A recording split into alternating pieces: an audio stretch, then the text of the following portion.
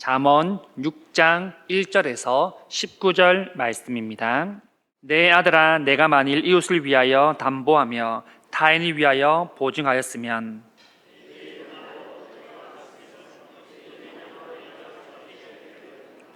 내 아들아, 내가 내 이웃의 손에 빠졌은즉 이같이 하라. 너는 곧 가서 겸손히 내 이웃에게 간구하여 스스로 구원하되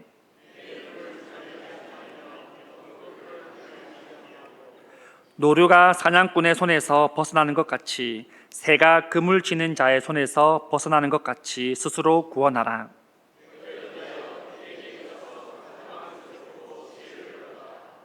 계미는 두령도 없고 감독자도 없고 통치자도 없으되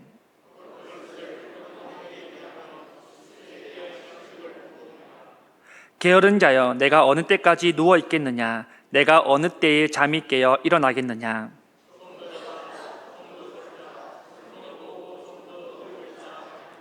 내 빈궁이 강도같이 오며 내 곰핍이 군사같이 이르리라. 눈짓을 하며 발로 뜻을 보이며 손가락질을 하며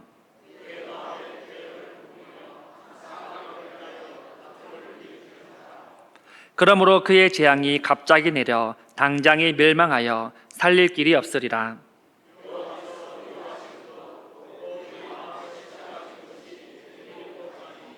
곧 교만한 눈과 거짓된 혀와 무죄한 자의 피를 흘리는 손과 같이 합니다. 거짓을 말하는 망령된 증인과 및 형제 사이를 이간하는 자이니라. 아멘. 네, 지난 시간에는 지혜자가 경계해야 할 첫 사례로 마지막으로 저희가 잠언 5장에서 성적인 유혹에 대해서 우리가 함께 살펴보았는데요. 오늘 6장에서는 두 번째 사례인 담보와 세 번째 사례인 나태, 그리고 네 번째 사례인 불량자의 특징과 패망, 그리고 마지막으로 하나님께서 미워하시는 7가지 죄에 대해서 우리가 함께 나누기를 원합니다. 먼저 1절 말씀입니다. 내 아들아, 내가 만일 이웃을 위하여 담보하며 타인을 위하여서 보증하였으면.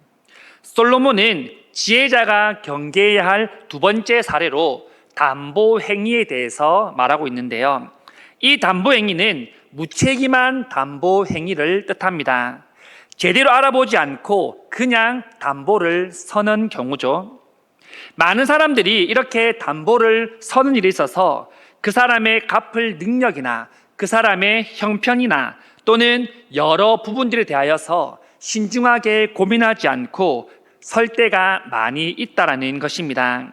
이를 무책임한 담보 행위라고 그렇게 말합니다. 또한 이 담보한다는 것은 성경의 직역을 하면 너는 너의 손들을 쳤다라는 그런 뜻인데요. 이 고대 사회에서는 당시에 보증을 할 때 보증인이 피보증인의 손을 치면서 그렇게 담보가 성립이 되었다라고 말합니다. 그런데 고대 사회뿐 아니라 오늘날에도 담보에 대한 이슈는 늘 있는 것 같습니다. 그리고 뉴스나 대중매체를 통하여서 담보 사기나 또는 이 담보에 얽힌 이야기들을 우리는 자주 들을 수 있습니다. A씨라는 사람이 급전이 필요해서 대부업체로부터 500만 원을 빌리게 되었습니다. 그때 지인들의 연락처를 담보로 그렇게 돈을 빌리게 되는데요. 왜냐하면 이 잠수를 타거나 또는 돈을 갚지 않으면 그 사람이 아닌 대신 지인들을 협박하기 위해 그렇게 한다고 합니다. 그 후에 이자가 2천만 원까지 불어나고 그 이자를 갚지 못하자 역시나 지인들에게 협박 문자를 보내거나 SNS에 이 지인들의 사진과 개인 정보를 유포하기 시작합니다. 또 하나의 대표적인 사건은 친구의 사업 자금으로 인하여서 보증을 서는 경우가 많은데요. 친구가 카페 동업을 하자면서 친구에게 대출을 받아달라고 말했습니다. 하지만 그 카페가 실패하고 그 친구는 잠적하게 됩니다. 그러다 보니까 대출을 빌려준 그 사람이 3,500만 원 이상의 대출 금액을 갚아야 되는 그런 경우도 흔히 우리는 찾아볼 수 있습니다. 결국은 가족까지 피해를 입게 되는 경우가 생기고 가정에 불화가 생기게 된다는 것입니다. 이러한 보증이 위험하다는 것은 이 당시에 솔로몬도 너무나도 잘 알고 있었습니다. 솔로몬은 2절에 보시면 이렇게 말합니다. 내 입의 말로 내가 얽혔으며 내 입의 말로 인하여 잡히게 되었느니라. 스스로가 얽히게 되었고 스스로가 잡히게 되었다라고 그렇게 표현합니다. 사실 이 고대 사회에서도 이런 일들이 빈번하게 일어났다는 것을 잘 보여주고 있습니다. 잘못된 보증으로 인하여서 전 재산이 압류되거나 또는 종으로 팔리는 경우들이 이 당시에도 너무나 많이 있었습니다. 솔로몬은 단지 보증을 서지 말라라는 그런 교훈으로만 지금 말하고 있는 것이 아닌데요. 누구보다 이 심각성을 잘 알고 있기 때문에 이 본문 3절에서 5절까지에 이렇게 솔로몬이 말하고 있습니다. 내 아들아, 내가 내 이웃의 손에 빠졌은즉 이같이 하라. 너는 곧 가서 겸손히 내 이웃에게 간구하여 스스로 구원하되 내 눈을 잠들게 하지 말며 눈꺼풀을 감기게 하지 말고 노루가 사냥꾼의 손에서 벗어나는 것 같이 새가 그물 치는 자의 손에서 벗어나는 것 같이 스스로 구원하라. 혹시라도 무책임한 담보를 섰다라면 이러한 위험에 빠지기 전에 당장 가서 그 보증을 해제하라라고 그렇게 재촉하고 있습니다. 이 문장은 원문으로 보면 매우 강하게 촉구하는 형태로 나타나는 것을 볼 수 있는데요. 본문에서 스스로라는 표현들을 여러 번 사용하면서 이는 담보로 인하여서 어려움을 당하게 될 때 도와줄 사람이 아무도 없을 것이라는 것을 미리 말해주고 있습니다. 주위에 있던 사람들도 다 떠나가고 결국은 그 일은 내가 스스로 책임지고 내가 해결해야 할 일임을 솔로몬이 말하고 있습니다. 또한 솔로몬은 지금 어느 때인데 내가 지금 잠을 자고 있냐, 눈꺼풀이 감기냐, 어떠한 노력을 해서라도 지금 당장 이 문제에서 벗어나야 한다라고 강력하게 말하고 있습니다. 이를 더 실감나게 알려주기 위하여 솔로몬은 동물과 사냥꾼에 비유해서 말하고 있는데요. 사냥꾼이 총이나 활을 두고 노루를 잡으러 산으로 가게 됩니다. 그리고 노루가 보이면 바로 겨냥하고 쏘게 되는데요. 이때 노루는 위협을 느끼게 되면 살기 위하여서 필사적으로 달리고 피해야 할 수밖에 없습니다. 죽지 않기 위해 어떠한 노력을 해서라도 노루는 그 자리에서 벗어나야 되는 것이죠. 아무도 그곳에서 도와줄 동물은 없습니다. 마찬가지로 새가 함정과 그물이 설치되어 있는 곳에서 살기 위해 필사적으로 도망가는 것도 같습니다. 이를 통하여서 그 사태의 심각성을 생생하게 솔로몬은 전달하고 있습니다. 세 번째로 지혜자가 경계해야 할 것은 바로 나태인데요. 본문의 6절 말씀입니다. 게으른 자여 계매에게로 가서 그가 하는 것을 보고 지혜를 얻으라. 이 잠언 6장 6절은 우리가 너무나도 잘 아는 구절이고 또 많이 사용하는 성경 구절이기도 합니다. 나태에 대한 구절인데요. 이 부지런한 곤충이라고 하면 우리는 바로 개미라고 말을 할 것입니다. 나태는 우리가 가진 수많은 재 중에 하나인 종목인데요. 어떤 사람들은 나태가 왜 재냐라고 그렇게 묻는 사람들도 있습니다. 왜냐하면 보통 사람들이 생각하는 그 나태는 그냥 소파에 누워서 꼼짝 안 하고 TV를 보는 것, 그것이 나태고 게으름이다 라고 그렇게 보기 때문입니다. 단지 몸이 굼뜨고 행동이 느린 사람을 나태한 사람이다 라고 말하기 때문에 그것은 그냥 죄가 되지 않는다라고 그렇게 본다라는 것입니다. 하지만 성경에서 말하는 나태는 다릅니다. 나태는 다른 죄와 다르게 행하는 죄가 아니라 행하지 않는 죄에 속하는 죄입니다. 즉 마땅히 해야 할 일을 하지 않는 것이죠. 이 나태의 대표적인 특징은 바로 우울함과 지루함인데요. 어떤 일을 해도 즐겁지 않습니다. 하나님을 믿어도 기쁘지 않고 하나님 만드신 아름다운 세상을 보아도 아무 감동이 없습니다. 또 하나의 특징은 미루기인데요. 마땅히 해야 할 일을 계속해서 뒤로 미루는 겁니다. 물론 오늘 할 일을 내일로 미루면 오늘은 편하지만 내일은 2배의 일들을 감당해야 됩니다. 이러한 나태는 심각해지면 나중에는 회개해야 함에도 회개를 계속해서 뒤로 미루게 되는 큰 죄로 성장하게 되어집니다. 마태복음 25장에는 이 열처녀의 비유가 등장하는데요. 신랑을 맞이하기 위하여서 열처녀가 나옵니다. 하지만 슬기로운 5처녀는 등불과 기름을 준비했지만 미련한 5명의 처녀는 여유분의 기름을 준비하지 않았습니다.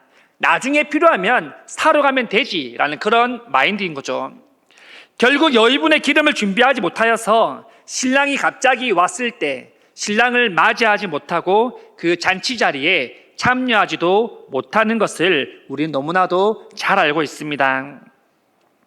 결코 지금 해야 할 것을 나중으로 미뤄서는 안 된다는 것입니다.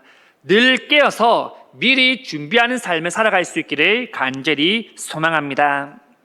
본문 7절 말씀입니다. 계미는 두령도 없고 감독자도 없고 통치자도 없으되. 이 그룹이나 모임을 보면 그 그룹마다 모임마다 이끄는 리더들이 있음을 볼 수 있습니다. 그 리더의 리더십을 따라서 사람들이 일을 하고 행동을 하고 그것들을 처리하게 되어집니다. 하지만 계미에게는 두령이나 감독자나 통치자가 있지 않습니다. 그냥 스스로가 해야 할 일들을 계미 스스로가 한다는 것입니다. 그 누구도 계미를 조종하지 않습니다. 그렇다면 계미들이 그렇게 부지런히 움직이는 이유가 무엇입니까? 바로 열심히 일을 하여서 앞으로 다가올 것들, 미래에 대하여서 대비하기 위함입니다. 이런 계미 비유를 통하여서 9절에 이렇게 말씀하시는데요. 게으른 자여, 내가 어느 때까지 누워 있겠느냐? 내가 어느 때에 잠이 깨어 일어나겠느냐? 솔로몬은 게으른 자에게 너무나도 안타까운 마음을 가지면서 말합니다. 개미도 저러고 있는데 너희는 도대체 언제까지 그렇게 무의미한 시간 속에 갇혀서 살아가고 있을 것이냐? 라고 그렇게 묻고 있다라는 것입니다. 10절과 11절 말씀입니다. 좀 더 자자, 좀 더 졸자, 손을 모으고 좀 더 누워있자 하면 내 빈궁이 강도같이 오며 내 곰핍이 군사같이 이르리라. 게으른 자들은 나태합니다. 앞서 말씀드린 것처럼 미루는 것을 좋아합니다. 솔로몬은 이 나태에서 벗어나지 않으면 빈궁이 강도같이 오며 곰핍이 군사같이 그렇게 이르게 될 것이라는 것을 알려주고 있습니다. 다시 말해서 갑자기 파멸과 죽음이 다가오게 될 것이라는 겁니다. 그것은 돌이킬 수 없으며 피하려고 해도 피할 수 없는 그런 결과를 맞이하게 된다는 것을 말해주고 있습니다. 우리는 모든 일을 함에 있어서 나태하고 게으르는 것이 아니라 늘 부지런하여서 하나님 앞에 본이 되는 삶을 살아갈 수 있기를 간절히 소망합니다. 지혜자가 경계해야 할 네 번째는 이 불량자의 특징과 패망의 모습인데요. 본문 12절에서 14절 말씀입니다. 불량하고 악한 자는 구부러진 말을 하고 다니며 눈짓을 하며 발로 뜻을 보이며 손가락질을 하며 그의 마음에 패역을 품으며 항상 악을 꾀하여 다툼을 일으키는 자라. 먼저 불량자의 특징에 대해서 말하는데요. 불량자의 특징 첫 번째는 거짓 입술을 가진 자라고 말하고 있습니다. 즉 거짓말을 하거나 또는 잘못된 말을 하거나 또는 말을 왜곡하거나 자기의 타인에게 상처를 주는 말을 하는 사람들을 뜻합니다. 어떤 선생님이 성경 공부 시간에 다음 주는 마가복음 17장을 읽어오세요라고 아이들에게 말합니다. 그리고 다음 주가 되어서 선생님들이 아이들에게 자, 마가복음 17장 읽은 사람을 손들어 보세요 하면 대부분 아이들이 다 손을 들었다고 합니다. 하지만 마가복음은 16장밖에 없습니다. 이런 단순한 예는 우리가 얼마나 진실을 쉽게 왜곡하며 살아가고 있는지를 잘 보여주는 예입니다. 또한 거짓말을 하는 자는 반드시 부끄러움을 당하게 될 것이라는 것을 보여주고 있다는 것입니다. 두 번째는 거짓된 행동을 하는 자인데요. 이 악한 자들이 속임수를 쓰거나 또는 이 현장에 가서 악한 일을 할 때 다른 사람이 알지 못하게 서로 눈짓이나 또는 몸짓 또는 여러 신호를 통하여서 그렇게 주고받는다라고 합니다. 이 불량자들은 하나님 주신 그 신체의 일부를 악한 곳에 사용하는 자들이라는 것을 알려주고 있습니다. 스코펫이라는 정신과 의사가 이런 악한 사람들의 특징을 분석했는데요. 이런 사람들의 특징은 먼저 자신의 행동을 인정하지 않는다라고 말합니다. 오히려 남에게 그 책임을 전가하는 것이죠. 서로 눈짓이나 몸동작으로 신호를 보내다가 누군가에게 걸리게 됩니다. 그러면 나쁜 일을 하려고 했던 그 죄를 반성하는 것이 아니라 오히려 걸린 사람 탓을 한다라는 것입니다. 또한 이러한 사람들은 스스로 거짓 프레임을 씌운다고 합니다. 스스로 진실을 왜곡시켜서 내가 하고 있는 이것은 죄가 아니야, 다른 사람도 하는 거야 라고 하면서 죄가 아니도록 그렇게 스스로 인식을 하게 됩니다. 세 번째는 마음으로 악을 꾀하는 자인데요. 이 불량자들은 마음속으로 미리 악한 계획들을 다 잡아놓습니다. 어떤 일을 할지 생각하고 그리고 그 일들을 하나씩 계획하게 되는데요. 그렇기 때문에 악한 모든 것은 다 마음에서부터 출발한다라고 솔로몬이 말하고 있습니다. 창세기 8장에는 이 노아의 홍수에 대한 이야기가 나오는데요. 결국 노아의 가족들만 새로운 땅을 밟게 됩니다. 이때 21절 후반절에 하나님께서 노아에게 이렇게 말씀하시는데요. 이는 사람의 마음이 계획하는 바가 어려서부터 악함이라. 사람의 마음이 계획하는 바가 본디 악하다라고 하나님께서 말씀하고 계십니다. 또한 잠언 4장 23절에서는 이렇게 말씀합니다. 모든 지킬 만한 것 중에 더욱 내 마음을 지키라. 마음을 지키지 않으면 결국 파멸의 길로, 죽음의 길로 들어설 수밖에 없다라는 것을 잘 알려주고 있습니다.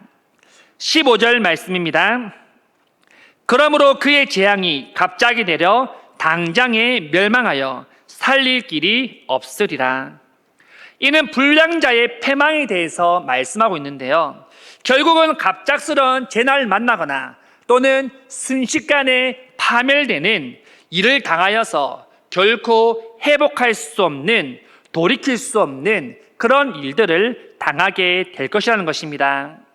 이 말씀은 예고 없이 갑자기 찾아오기 때문에 누구에게 도움을 구할 수도 없고 피할 길을 찾을 수도 없을 것이다 라고 그렇게 경고하고 있습니다. 또한 본문 16절에서 19절 말씀입니다. 여호와께서 미워하시는 것 곧 그의 마음에 싫어하시는 것이 17가지이니 곧 교만한 눈과 거짓된 혀와 무죄한 자의 피를 흘리는 손과 악한 계교를 꾀하는 마음과 빨리 악으로 달려가는 발과 거짓을 말하는 망령된 증인과 및 형제 사이를 이간하는 자이니라. 하나님께서 미워하는 것이 17 있다라고 말씀하는데요. 그 첫 번째는 교만한 눈이며, 두 번째는 거짓된 혀, 세 번째는 무죄한 자의 피를 흘리는 손, 네 번째는 악한 계교를 꾀하는 마음, 다섯 번째는 빨리 악으로 달려가는 발, 여섯 번째는 위증, 마지막 일곱 번째는 형제 사이를 이간하는 자라고 말씀하고 있습니다. 이 옛일곱이라는 뜻은 우리가 잘 알다시피 6개 또는 7개를 뜻합니다. 그런데 이러한 표현은 이 히브리 문학에서 자주 사용이 되어지는데요, 이것은 강조의 효과를 보낼 때 그렇게 사용합니다.